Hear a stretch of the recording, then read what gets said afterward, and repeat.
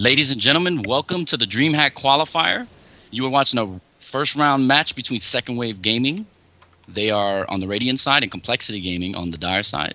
This is your host, Chief Slapaho, formerly of DotaLive.net. You might be surprised to be listening to me as opposed to Cap and Harry, who are also from Dota Live, but they are both under the weather. So today I'm your host, as well as I will be casting with Dotalicious Aussie.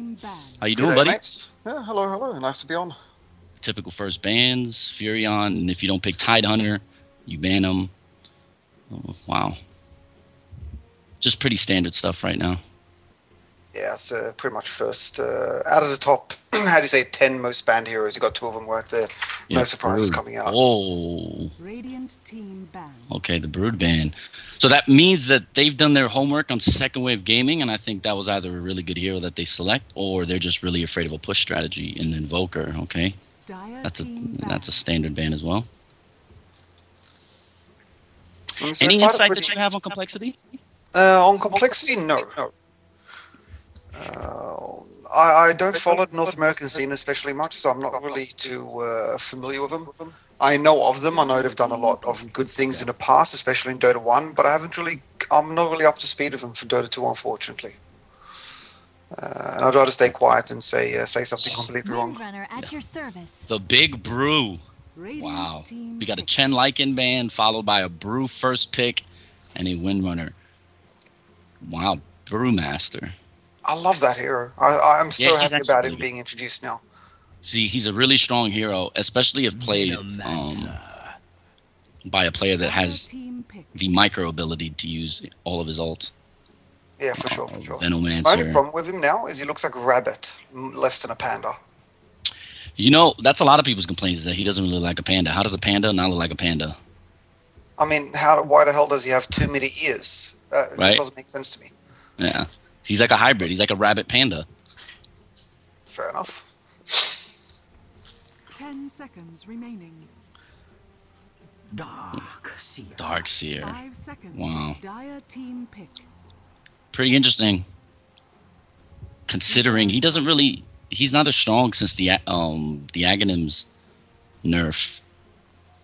I think they could have probably selected them later. I'm not really sure if he was gonna be banned. Shadow Shaman, very strong middle. Enigma follow up. So it looks like the bottom team wants to push and have a strong team fight. Definitely. I'm looking at a good nice disable on the Enigma. Riki. They've got a very nice disable on the Windrunner, as well as one of the best initiates for a team fight in the game. Yeah. If you manage to shackle 2 units. Yeah. But I mean, the Rasta's a beautiful pick. He's got 2 disables. He's got both the Hex and the Shackle. Absolutely. On top of that, he can do the ward trapping. I don't know if you want to classify that as a disable, but that's essentially what it can do, as well as doing that AoE splash damage. But I'm not really seeing a synergy yet in the they don't really coL have lineup, one, right? while it's a lot more straightforward in the Radiant lineup. I love the Riki ban. That Riki ban, if Riki was selected on the Radiant team, that would have been a very good carry. That silence would have been huge. It would have been great in team fights, especially if they can cast it on Brew before his ult gets off. I thought that was a very, very, very good ban. The VS ban, pretty interesting. Valinar, oof. Radiant team ban. That's strange. That's a horrible hero to play against. I hear that silence nighttime is just so incredibly long. And if the game does last until he hits level 16, which it usually does, because somehow he managed to get so many solo kills and to get that bonus XP, night is essentially 10 minutes at a time. He snowballs early. Yeah, he snowballs early, and he was a pretty strong mid against a Shadow Shaman anyway, so that was a good ban. Not one I expected. That was a good ban. Leshrac, the Leshrac ban. Wow. Dire team pick. I like the bans. None of them being wasted on anything so far. All of them being suited towards what they're thinking, I suppose. It's still hard to say, though. Like I said before, what coL are thinking. The last 2 picks for me are completely up in the air, because I'm just not seeing the tactic that they want. But I'm not saying that the heroes are bad. I'm just saying I have no idea what they want. It's interesting for me, though, because I would have never actually banned Leshrac. I would have been more afraid of a Sand King or an Earthshaker here, because if you look at it, they have all range on the Radiant side, right? They have all team fighting heroes. So Enigma is a pretty risky pick for the initiation, because obviously he has one ult that spans about 2 minutes more than 2 minutes if you don't actually cast it correctly. So you want an initiation on top of that. Tide was already banned, so you would think, okay, well, the next strength might be, Sand King? And then if they ban Sand King, well, that's fine. We get Earthshaker. Why do you think they went after Leshrac instead of Sand King or Earthshaker? Because Sand King will make that team whole. I think the Sand King is just looking into too much team fight. It's like picking Magnus, Enigma, Darkseer, Obsidian, and did I say Sand King? But lineups like that, you're focusing way too much on a synergy of ultimates and not on what they can do on the side. I mean, sure, Sand King has a nice stun. It also has escape mechanism from it. He has the invis from the Sandstorm, but the only thing that he contributes to the team apart from his ultimates is a stun, and they don't really need it as much. They'll have a huge stun and a disable the Cyclone from the Panda when he ulties. You got the Vacuum, and you got the Hex, and you got the Shackle. I think that's enough. Now with the Disruption coming in for the Shadow Demon. Yeah. That's a pretty solid pick. Very, very nice pick, actually. For what do you think their lane composition is going to be? Who do you think is going to middle against? Well, I don't really think they have their middle selected yet. Rasta is a great middle hero, and so is Shadow Demon. Nothing wrong with either one. Panda can manage it, but he's better off in a side lane. But it also depends what the last pick is. As soon as we got all 5 picks out, I'll definitely be glad to make a call. But right now we're just speculating, and that's like at this level, that's completely useless. Yeah, that's never a good idea. Man, that Shadow Demon pick really threw me for a loop. I really wasn't expecting that. I thought they would have picked up their just another support right here, a very strong support. I'm seeing a lot of the games from Dreamhack Qualifiers I've seen so far. Panda and Shadow Demon have been in essentially every single one. Yeah. Either they're banned or they're picked, and I think it's a new thing coming out. Especially those two heroes together are extremely strong. Actually, I know what they're going to go for the last one. I think it's going to be a Potom. coL is going to pick Potom as a last pick. Yeah. Potom Arrow with Disruption is just an insanely good combo. That really calls for more impeccable timing and teamwork, though, because... Oh, no, it really doesn't, because the arrow is one of those spells in the game that actually hits the hero, even though it's slightly past them. So you don't need to hit the arrow launch the arrow so they come out of disruption before it reaches them. They can actually come out of it as it's on top of them or even slightly past them. So the timing isn't that bad. And even without that, you got the Panda synergy as well, where Disrupt, Pandas walks in, claps, and goodbye to him. But so then you think it's going to be a 2-1-2 then? How they're going to run it? They're probably going to have Darkseer in the jungle, Panda solo, Shadow Shaman middle, and then if they pick the Potom, you'll see Potom and Nax Lifestealer. Wow, very strong pick. That's a DPS one for their team, no doubt about it. Yeah, that's a very strong pick. Very strong pick. Well, Enigma's going to clearly be in the jungle. He's probably going to be supporting that bottom lane. Windrunner's probably going to be in the suicide lane, going Dire short lane.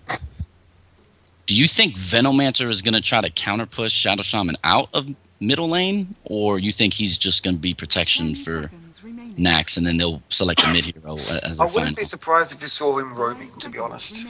Yeah. I wouldn't bet all my money either on the Enigma being jungle. I'm not saying against you. I'm just like looking at different possibilities. And it's not a bad choice to have a solo Enigma middle. If you're good at microing his Eidolons, they do a ton of damage against especially if they have a melee hero.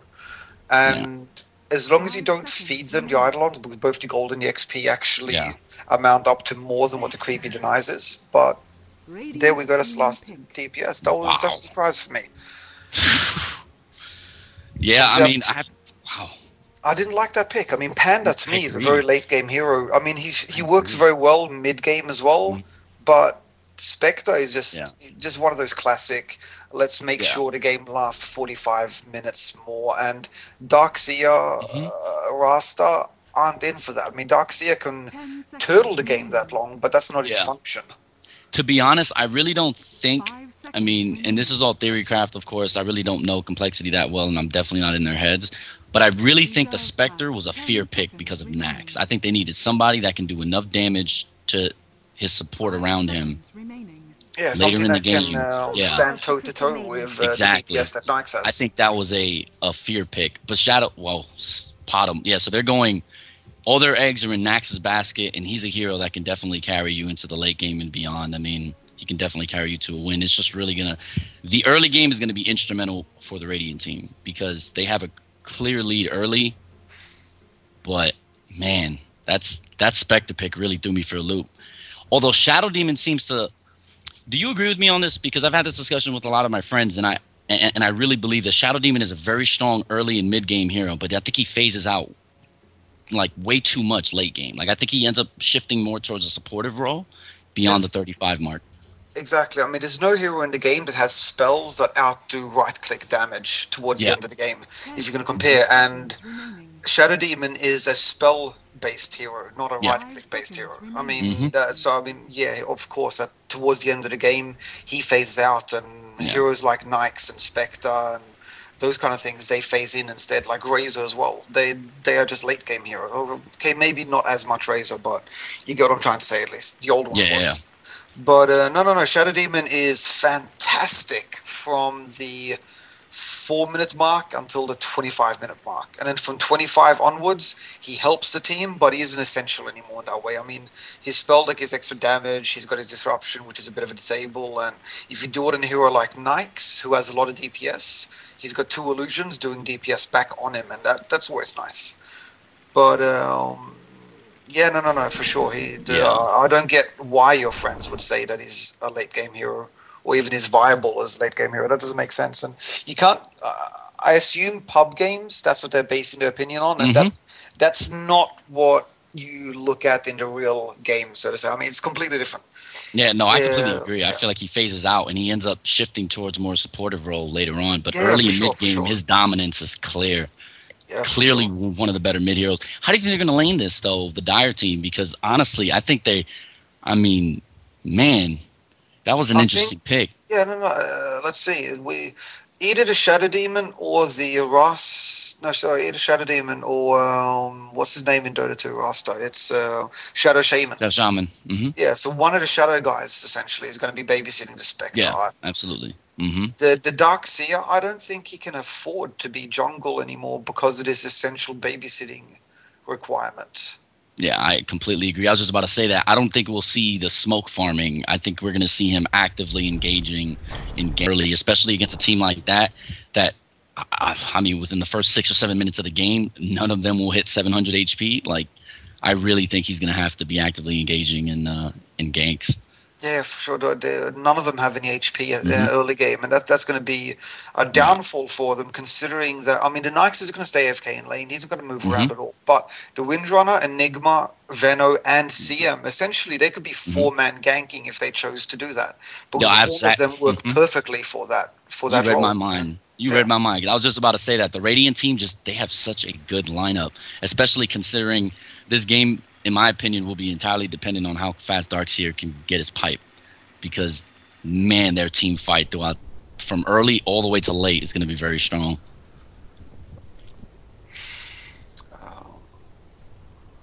So I think the Shadow Demon, I mean, he's going to be a support hero in this game, just like the Rasta. The Panda is semi-late, middle game dominance. And I think it's going to come down to team play. It's going to be about how well the first 4 or 5 ganks go, and then how well the lanes go, if they get matched up against something good or bad. I think that's going to set the pace for the next 20 minutes after that. Yeah.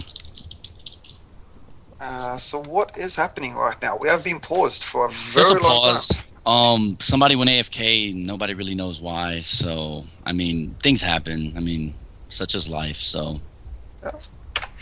I don't really know. It's just interesting, considering they kind of wanted to rush the game, and then all of a sudden they're like, wait, time out. Let me just pause this real quick. So I'm just looking at the gold graph, and right now it's 0 for both sides. It's very, very even. Looking at the XP graph, and I see no inconsistencies. It's like neck to neck with so even right now. 50-50 Unbelievable. Division. I've never seen a game this close. Have you? So good. Speaking of which, there's a thing I was doing yesterday with my friends. It was I don't know if you heard this, but it's Divine Courage. Have you heard about that?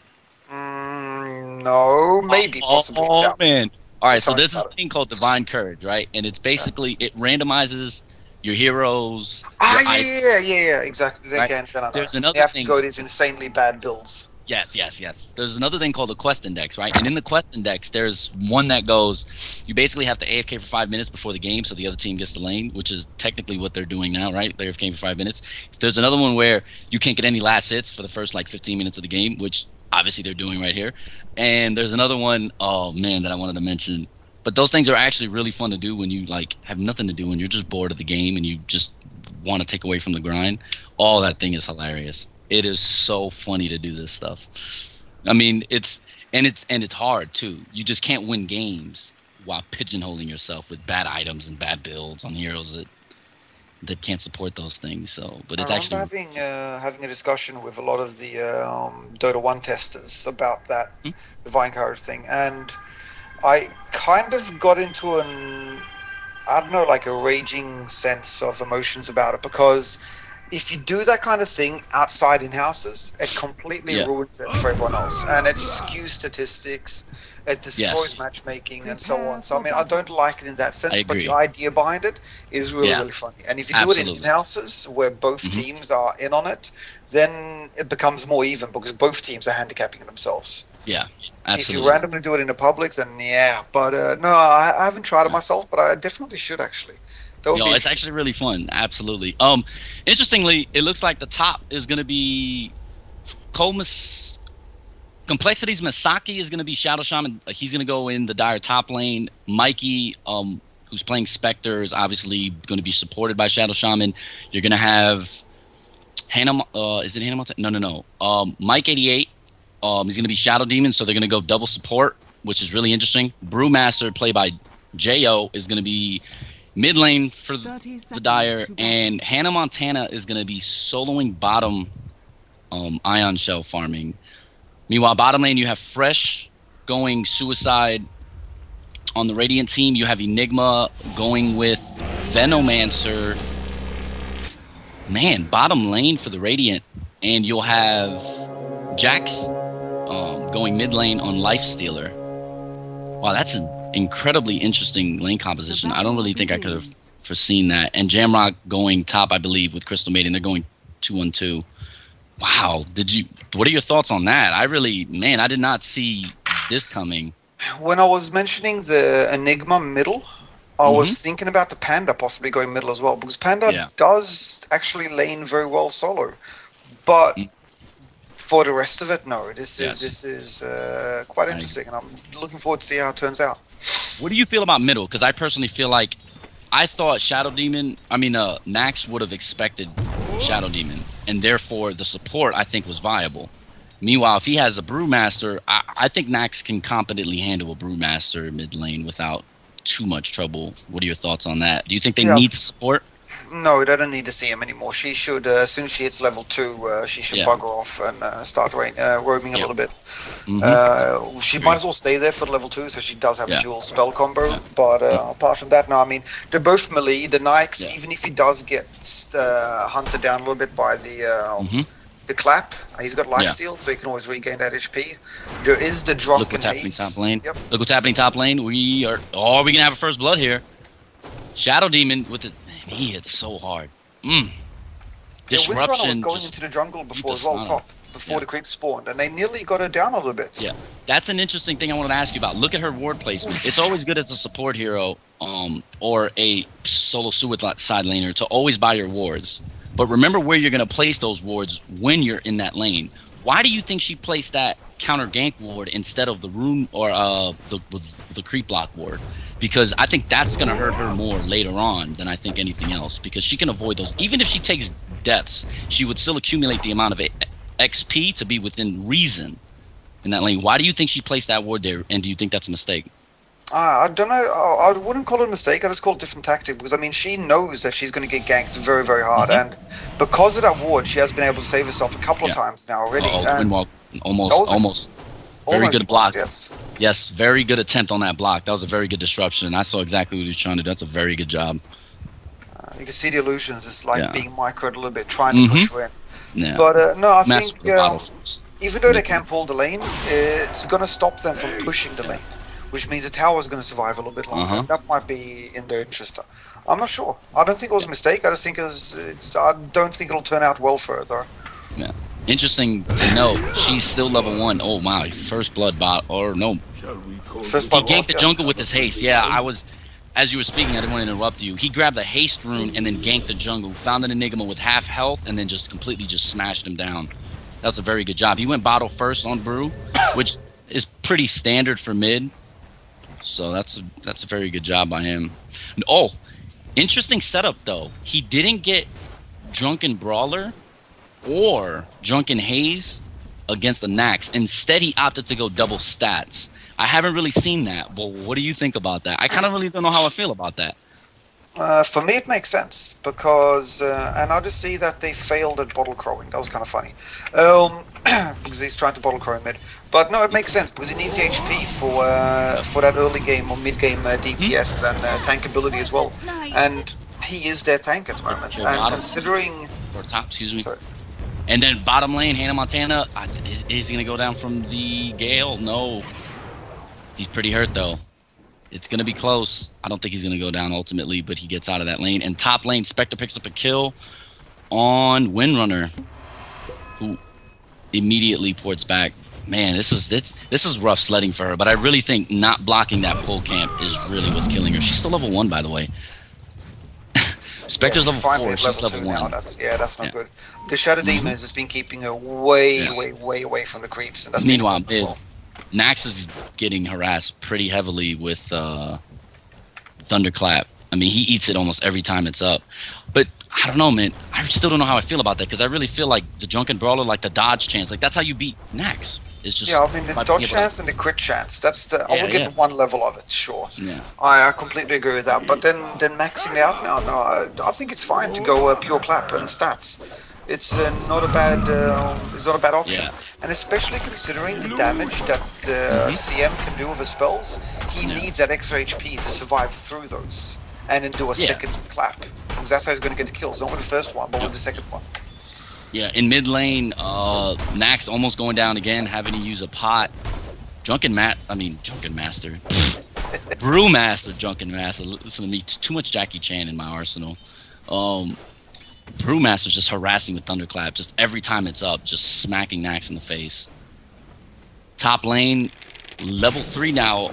Windrunner's doing a decent job. Oh, pretty interesting. Okay, so she's generating farm by, they're double pulling. They're pulling into the medium camp, and then they're quickly transitioning and forcing the hard camp under to come into the medium camp lane to kill creep. Well, what she's doing is she's preventing it by, she's spamming power shot to kill that hard camp, which I think is a very, very, very, very smart job.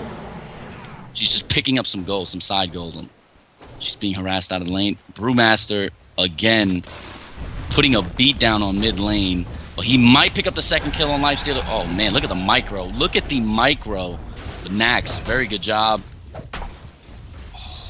Rage roar off. Brewmaster with the last auto attack that got him. Using the fog effectively. He used the fog very well there to prevent that slow for as long as he could. Oh, man. Jo is just bossing it right now. Big play Ombre tower diving 6 minutes into the game like a boss. Great job by him. He's playing exceptionally well. Oh, yeah. Oh, meanwhile, they're going to get a top. Oh, a shackle. And here comes Spectre again. That is not the hero you want to be giving kills to right now. That's a great job. That was a very good job. Between Disruption and Shackle and giving solo experience to Spectre, he's just going to be doing so much damage. Wow, look at Brew. Bottom lane just smashing with a double damage. He picked up a double damage bottom. He transitioned into a gank, and he ended up picking a triple kill. Wow. He first caught Enigma, I believe, and then just caught the rest of them. Darkseer. Hannah Montana is surviving with 100 HP. Does have a soul. Yep, does have a soul ring, so he's just going to be able to be ion spamming. Top tower now goes down. Rasa doesn't even have his ult yet, and top tower is already down. Man.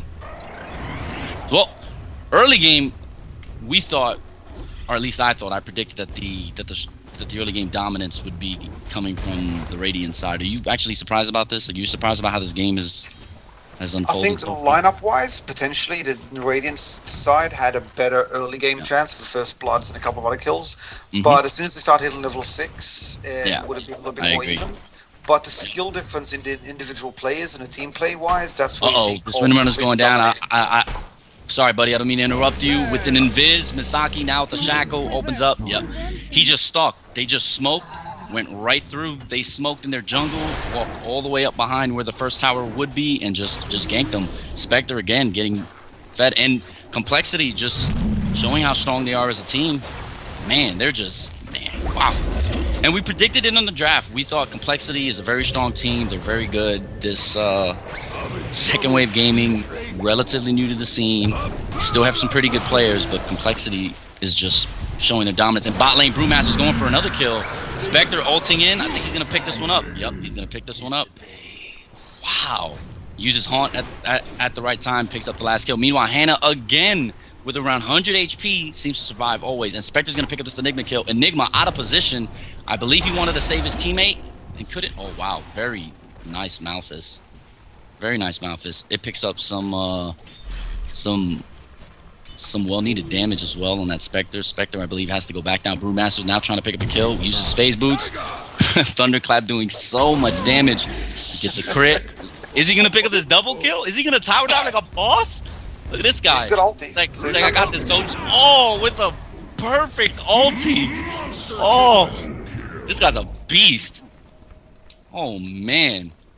There goes that man. Wow. Jo is showing his skills on Brewmaster. That was a well-timed. He dodged, and it wasn't that the tower thing was going to kill him. Oh, and here comes Nax with the open wounds. This is all action all the time. Is he going to pick up this kill? I believe he can pick up the kill. Oh, man, why did he not ulti? If he infested the creep, I think he would have picked up the kill. Do you agree? Do you disagree? I don't think it would have made a difference. I wouldn't have killed a Panda considering his HP. It was still, actually, yeah. Oh, yeah, it's 150, he has 120. Yeah, it would have killed him. Yeah, it would have actually. Look at bot lane. Oh, nice Gale, but nice ulti by the Shadow Shaman. Unbelievable response by this Dire team. They're just like, yeah, you have the better early game. We'll still beat you early. Oh, and by the way, we're still going to beat you late. Ion Shell, too strong. Oh, man. And Shadow Shaman, I think, is going to be able to get this tower. Yep, Ion farming the upcoming lane, having the creep support. Yeah, I think they're going to pick up this, and I think they're going to transition those kills into a early tower bottom. I think they're going to try to get the CM middle. CM overextending. Way overextending considering they don't really have much sight. And yep, Master. Jo is everywhere. I don't know about you. Do you feel like JO's everywhere? I feel like he's everywhere. I feel like he's playing Meepo. He's got a permanent ultimate on. All the time. Oh, he's got one Panda in each lane that's constantly attacking. He's just so good. Like, look at this guy. Oh, look. He's going top. He's 9 for 0 at the moment, which is amazing in 10 minutes for a Panda solo mid. Uh-oh. He's stalking. Ah, Windrunner. Fresh. Smart enough to realize the situation. Just backs up. Venomancer level 5. Hannah Montana's 10. Effectively doubling his experience. Oh, there's going to be a... No, he just disrupted. He didn't really do anything else. Okay. He just backed off. I think they're jockeying for position to continue getting more ganks. I think they just want to keep Enigma out the jungle and just keep pushing. I think Nax is really going to be in a world of hurt right now. Yep, overextending. Rage comes up. Nice Malphus. Oh, Darkseer. The nice vacuum. I think we're going to be able to take this tower at least. Spectre going in for the kill. He's going to actually kill. No, the slow. Open wounds. I think Spectre may go down. Brewmaster coming. Jo coming from behind. Picking up a kill. Going against his Windrunner. Spectre, man, poison for killing Spectre. Spectre still trying to get a kill. He's not going to be able to. Ion Shell coming up. Ion Shell going down. Spectre's actually going to get... No, it's going to be Brewmaster that's going to get the kill. Okay, so what ended up happening was they kept trying to 1A it and just one person at a time trying to come in. Brewmaster came up from behind him and an early GG. Hold up. This is the first inaugural GG button usage on a Dota Live event. Very good job at Complexity Gaming. 11-minute win. Any thoughts? I mean, other than the fact that they're just awesome. No, I love the Panda. He did a great job this game for sure.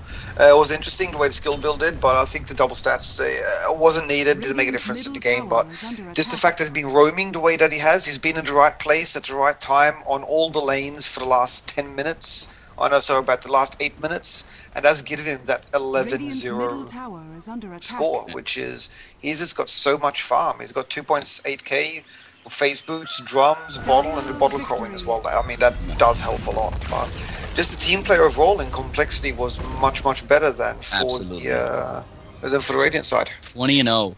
All right, guys, we're gonna take a quick break. Don't forget, this is the DreamHack Qualifier. This was a first-round match between Second Wave Gaming and Complexity.